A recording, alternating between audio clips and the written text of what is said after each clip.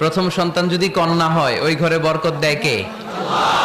কিন্তু আমরা অনেকে কন্যা হলে খুশি হতে চাই না, আছে না নাই? এগুলো জাহেলদের স্বভাব, জাহিলিয়াতের অভ্যেস। ছেলে হইলে অনেক খুশি, এলাকার সবাই মিষ্টি খাওয়ায়। মেয়ে হইলে চেহারাটার বাংলা পাসের মতো এরকম করে ফেলায়, আছে না নাই? না, ছেলে দেয় কে? মেয়ে দেয় কে? আবার ছেলে মেয়ে দুইটাই দেয় কে? আবার অনেককে ছেলেও দেয় না, মেয়েও দেয় না, তিনি কে? এজন্য ছেলে মেয়ে এটা আল্লাহর দান।